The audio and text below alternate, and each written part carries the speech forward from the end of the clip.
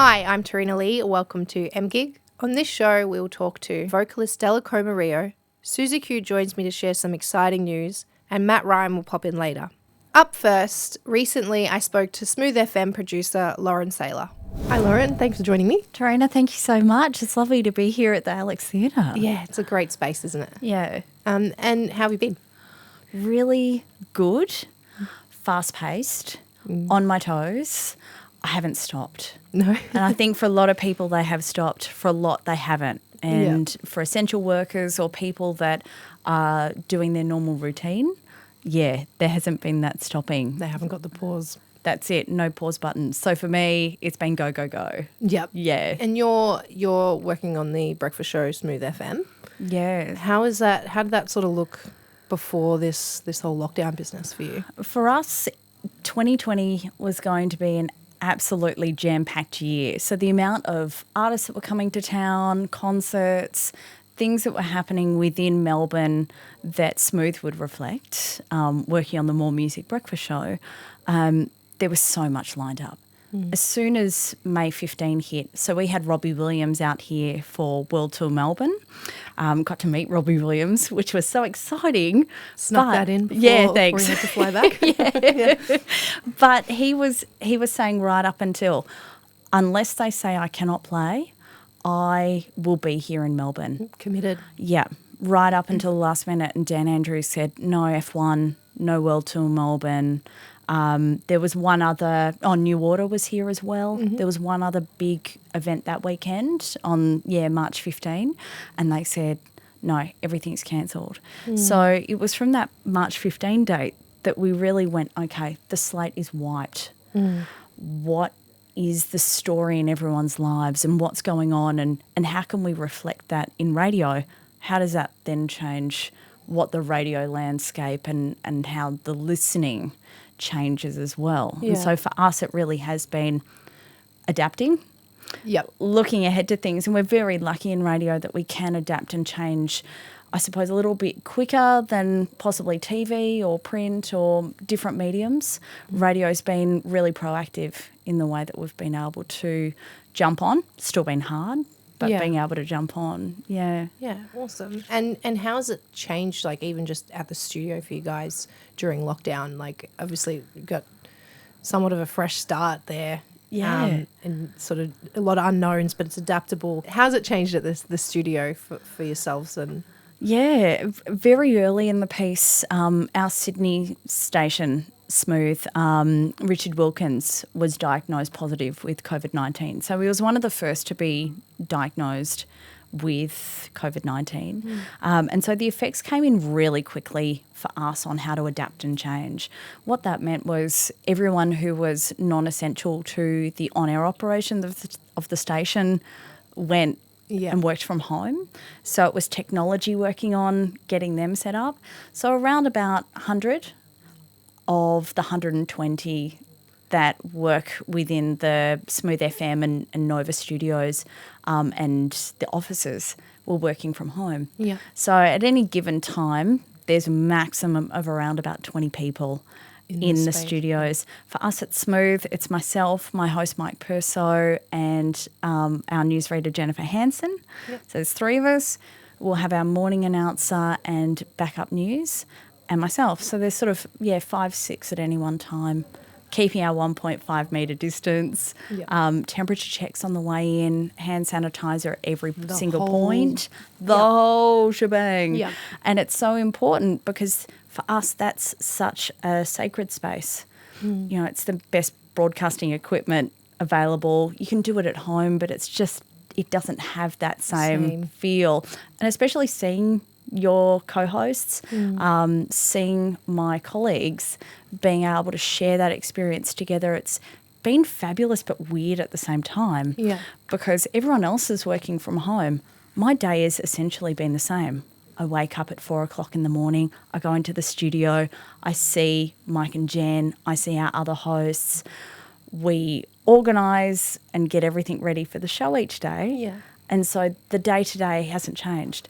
But your feeling does. because you don't get to see your colleagues, or you don't get to... You've lost that interaction. Yeah, exactly right. So it does totally feel weird. Yeah. And then going, oh, my temperature's exactly the same as... Oh, cool. All right, we're, temperature buddies today. Inside Corona jokes now. I never thought that I'd be having a conversation like that where I'd be going, hey, let's talk, shopping habits and temperature checks. Yeah. Yeah, that is a little bit of an adaptation. Great that businesses are implementing it, just because they have to be so careful and so safe. No one from outside of everyone who's assessed to be in the studios is allowed to be there. So for us, if you're sick, you stay home. Yep. If you're not, you're in studio and you're able to, give you 110%. And how's it changed the content or the music that you guys would usually have on the show? Yeah. Well, it is interesting because you're sort of looking at, halfway through March. So you sort of go March, April, May, June. We're just over the 3-month mark from when we've seen those big changes. For people, radio, and we've found through research, is people listening to Smooth want companionship. So it's about having that person with you by your side, letting you know the important stuff, but also saying, you know what, we're here for each other. We know things are going to be okay and things are tough as well, but music's always something that can bring joy, can make you feel, and feeling's just so important. So for us, it's been about playing not necessarily nostalgic music, but songs that people know and love. So you won't necessarily hear newer songs, though we are playing new Daryl Braithwaite, and it's great. It's actually a pretty good song. Yeah. I love it. But you won't necessarily hear new artists, new songs. They're not releasing, or the things that are releasing have either a time and place stamp almost on them. So, it's all about artists that we know, songs that we know the words to, we're familiar with. That little bit of comfort that you get through hearing something like that, you loved as a younger person. Or I remember, we're playing Spice Girls, To Become One, or, Say You'll Be There, and I know all the words, and, I'm going, stop right now. So that makes me happy. And I go, if that makes me happy and I'm working within radio, imagine what that's doing for someone else as well. It's listening in, Every single radio station within, Melbourne, within Australia, commercially, are doing things to that effect. You sort of station hop and you can hear the little tweaks and changes that they're doing for music to bring that nostalgia, hits and throwbacks, or, those songs that you know and love. Thanks for having a chat with me today. Tarina, thank you so much. So lovely. Thank you.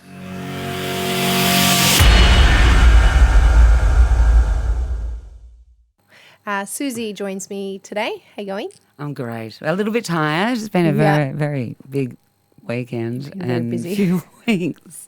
Did you have fun on Friday? I did. It was amazing. Yeah. So do you want to tell them a bit what we did? Or So Alex Theatre, we just did our first, Alex Rocks. You set up. It was Alex Rocks, and we're calling it Tits. This is the shit. Yeah. It's fun to say that. So it's just a start, really. It was just basically testing out, what we can do. So we got a combination of musicians from around St Kilda just to come in and have a live jam, and I think we had a hell of a lot of fun. It was a lot of fun. It's good to see some live music and see the joy. Yeah, that energy. What to feel some of that energy we've been missing, and you especially, because that's usually your full-time job. So that's what I do. It's my blood. Yeah, but it's also the blood of all the boys and girls that were involved on the night, and you could really, it was quite palpable, the joy in the place. It was amazing. I'm glad you were there. Yes, I wasn't going to miss it. Even if I had to watch from the foyer, it's fine. Well, we did social distance, didn't we, darling? Did. Yes, we were very safe. So what were some of the, I guess, the hiccups we had through the night as well? Because obviously this being the first one, it was a little bit of a trial run. As amazing as it was, I'm sure we did run into a few things? There were, finding different band members at different times. But it's not, but just pretty much like a normal show. Yeah. I think I tripped over on a lead at one stage, which I don't normally do, but it was just a whole new experience for a lot of us. Yeah. So there were, the great thing about the Alex Theatre and what Alex Rocks is doing is we're combining all these skills from different sectors and making this show. So we had a lot of people working from the film and acting school side, helping in the background as well as, So it was a lot of fun. I think it was a big learning curve for a lot of people. Yeah.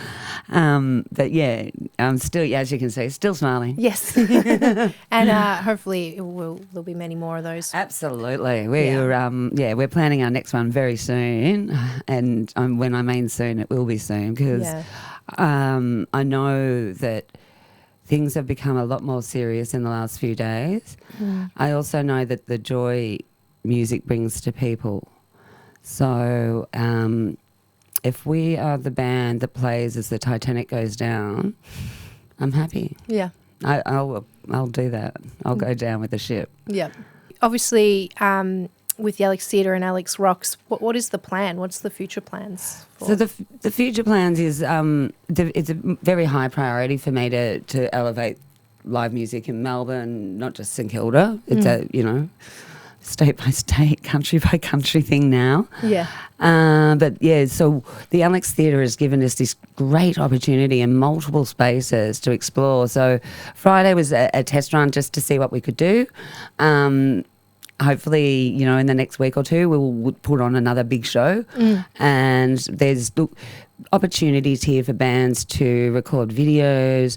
And there's, 2 cinema large spaces for live audiences, whether it's 0 people or 500 people. We've got multiple options.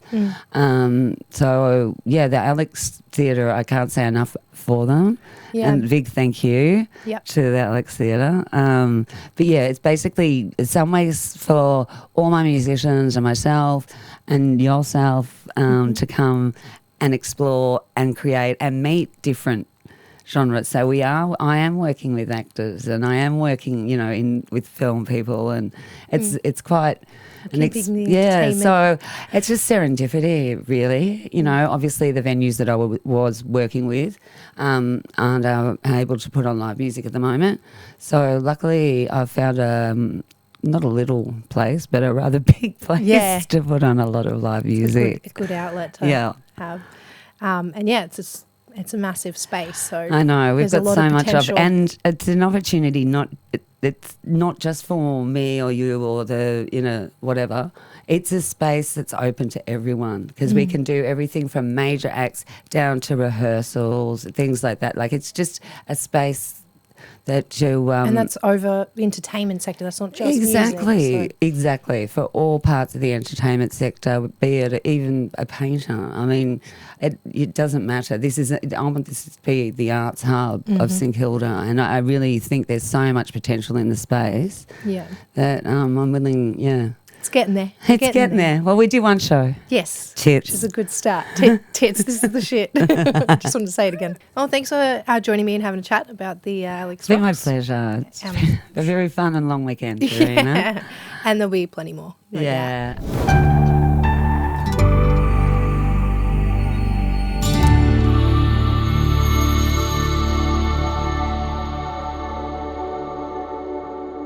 I've got Dell with me. How you going? I'm doing quite fabulous, thank you. Yes, especially after Friday night. Had the first live stream from the theatre. Indeed. It's wonderful to get into this awesome space. Yeah, no, it's an awesome space. I want to have a little chat about what you're up to just before lockdown, because you were pretty busy. You were sort of midway through a tour in the US. Yep. Doing the Michael Hutchence Australian In Excess show? Or no, it was actually a side project. So Okay. I put together, so I was in the US doing, I called it Dellacoma's Cosmic Experience. So I've done at least one tour over there every year since 2011. But my last tour over there was 2018, and I wasn't quite ready to release a new Dellacoma album. So I decided to do a side project. Yeah, and nice. I got about 5 days into that before they decided the world was shutting down. Yeah, that's crazy. So you had to travel back in the middle of the lockdown. Obviously, you had to quarantine as well. Yeah. How was that? It was absolutely wild. I was literally on stage in Rochester, New York, when they shut down the whole state. So I got off stage and the bar owner was like, about an hour ago, so like 30 minutes into my set, he said that the governor gave the order to just shut everything down. Wow, like that, and it midway hasn't- through. Yeah, I mean, he didn't. He let me go ahead and finish the set. Okay. But it happened. Yeah, about half an hour into the set. Yeah. And then at that stage, there was still a lot of the US was still open. But within the space of probably 48 hours, it was quite clear that the whole country was shutting down. So it's fortunate that I had a few friends that work for airlines and everything that were able to kind of make some calls and get me on an earlier flight because I wasn't booked to go home for another week and a half. Yeah. So I got into LA and then I was waiting in the airport for my flight when they shut LA down. How was the airport? Did it seem like apocalyptic? It did because I've been through like LAX so many times and it's just chaos in there and it was just like it was empty. Yeah, it's scary. And it was crazy too because they were canceling like sort of every other flight. So then there's people trying to get out, and it's heartbreaking, seeing some people that just they're trying to get a visa last minute, just like maybe like partners, where one's Canadian, one's American, and they're trying to get all their paperwork last minute so they can be in the same country, and it just doesn't come through, and so they're trying to figure out what they're going to do. Yeah. And then you've got over the news, the governor of California saying 48 hours to get out or stay put sort of thing, That's scary. It's wild. Yeah. Tell us a little bit about some of the other stuff you do too. Like I did mention at the start, you do also play as Michael Hutchence in the Australian In Excess show. Yep. And tell us a little bit about that. You've been doing that for a while now. Yeah, so I was approached to do that. The band had been around, I think they've been around since maybe 2014 or 2015. There are quite a few In Excess tributes going around. But I was approached originally as a fill-in because the main singer had backed out last minute for a private party. And that turned into me then going on full-time and led to doing a lot of cruise ship work. And so in a way, it became my full-time job, I guess, if you will. Yeah. Doing that and then doing my other musical pursuits. So, yeah. And you've been able to do a fair bit with the show as well. Like I think you mentioned you've got to play with, like you've played alongside Def Leppard. Yeah, so that's with my people. original project. Oh, okay. Yeah. Yep. Yeah. So there's... So busy. Yeah, What's going on? well, I was. You were, yeah. I'm not anymore. Yeah. With my original project, so I started that in 2014, and we played quite a few festivals, mostly in America and Europe and stuff. But yeah, we played with Def Leppard and Skid Row and Black Label Society and Slayer. Yeah. Five Finger Death Punch. That is so random. That's know. awesome. Yeah, pretty wild. Any crazy stories? I love a good Plenty of crazy stories. Plenty of crazy stories. I don't know how many you can do on air, but yeah. Got one that stands out? Well, I mean, the most recent one was 2 years ago. I actually tore my Achilles right before a show. Yeah. So it was my last, before this previous one, that was the last time I toured the US, 2018. The first couple of shows had just gotten really bad, and we were in Florida, and I just went to go down to the beach just for a bit of zen time before the show that night, and stepped on a rock at the beach and just twisted a funny way and tore my Achilles. So zen. I know, right? The whole rest of the tour, I'm like taped up and like moon boot and crutches and everything. Yeah, the whole thing. And then I didn't want to do that on stage, so I'm just like, I'm taking whatever I can before the show and then drinking far too much. Yeah. And then it's still like crazy pain. Like it's still the worst pain I've ever felt in my life. No. It's horrible. Yeah. Yeah, no, it doesn't sound like No, fun it's not fun. at all. Yeah, well, a question I wanted to ask you was, did people always say you looked like Michael Hutchence before you even got in the band? Yeah. Is that something you've been told absolutely. for a while? Like my whole life. Like it was like I'd cut my hair, I'd grow my hair, I'd straighten my hair, I'd dye my hair. It didn't matter what I did. Like, I'd shave, I'd grow some facial hair. And it's like, oh, you know who you look like? It's like, yes, I know. I know. A million people told me. But I'd always said I wasn't going to do a tribute show because I was focused on my original stuff. Yeah. But it finally got to a point where I was like, I like the songs and it makes people happy. Yeah. And I'd much rather be doing that than like digging ditches or. Yeah, well, if you you can know. make money playing music, Yeah. definitely, and have the time also to work on, your other side projects. Yeah. It's a pretty good setup. Yeah. It's cool. And so obviously you haven't been able to do that, unfortunately, with whole Corona business. How have you been during lockdown? Just sort of working on your side projects at home, or? Yeah, so I'm finishing up. I just signed a new record deal for my original band. So we're finishing up recording for that. So I should be done recording probably in the next month or so, I reckon. Okay. And then, look to put that out later in the year. And then I've just done a side project acoustic EP that comes out 7th of July. And then we're going to look at probably doing another EP later in the year. Tomorrow? Yeah, depending on Comes when out this goes to air. Yeah. Oh, that's true. Yeah, it was just it was actually one of the guitarists in the NXS show. Yeah, cool. So he's full time either teaching or gigs, like guitar wise. So both of us are kind of in the same boat where we just got a lot of time. So we thought, what, why don't we just kind of put something out? So we got just plenty of recorded it time. and put it out. I got a artist from Perth to do all the artwork for us, and just 5 songs, 3 original tunes, and then a couple covers. Yeah, awesome. And as for post-corona, whenever that'll be, no one knows. How do you see sort of the music industry and I guess your own career as well? Because you did mention you're supposed to be in Japan right now. Mm-hmm. Unfortunately, that might not happen. It's for a while. little bit sad, like looking at my diary, because I'm like, Cancelled. I'm meant to leave tomorrow. Oh, and next week, I'm meant to be there. Oh, cool. It's just like blow after blow, isn't it? It is what it is, and I think there'll be a lot of soul searching from a lot of people, I think, through this time. So there will be a lot of venues, unfortunately, that'll close. And I think there'll probably be a lot of bands or artists that decide that, they're not going to do it anymore, just because they've had time to do other things, or maybe it was always part-time for them and they've just gone, you know what, I'm going to go full-time into something else. So I think it will be really interesting to see when we do sort of come out the back end of this. I mean, what venues are still going around, and also like who's still active. Yeah. Because you can kind of go 2 ways with this, like there's some people that are like, man, my whole world has fallen apart and they don't know how to cope with that. So they're, and you can't really blame them for doing this, but just kind of going, I don't want to think about it, I'm just going to binge watch, shows or whatever, or eat myself into an oblivion or whatever it is, But then you kind of got other people who are really trying hard to make use of the time and say, okay, well, how can I get better at my craft?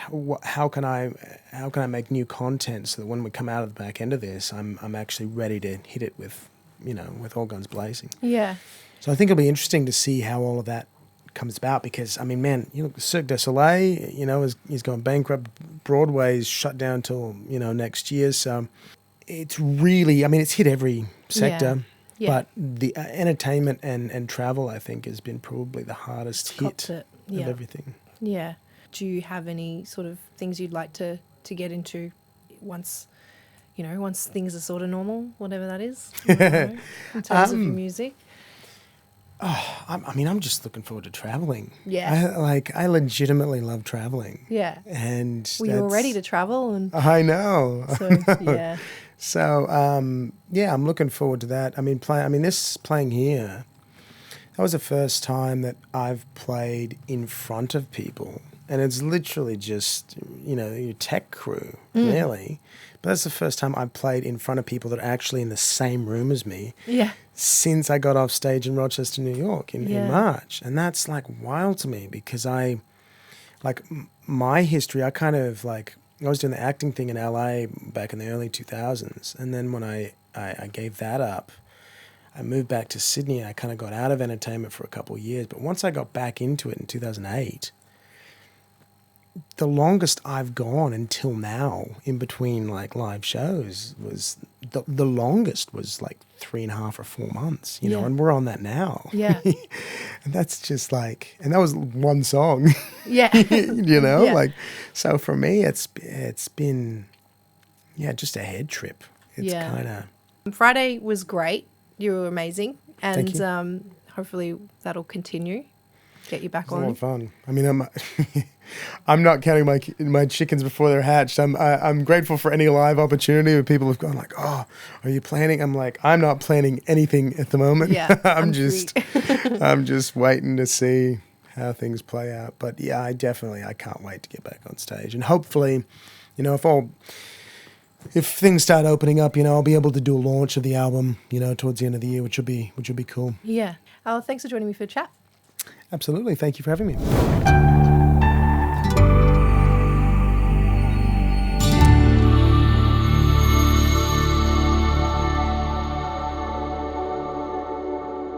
Thanks, Matt, for joining me as always. Always great to be here, thanks.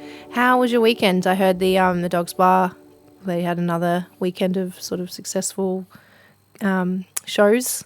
Yeah, so Charlie of Dirty Hanks fame was a last-minute substitute for Friday night. Mm-hmm. And due to popular man Dizzy and his band with his brother Kid and Steve Hadley back on Saturday, and Jack and Nicky again encore performance on Sunday.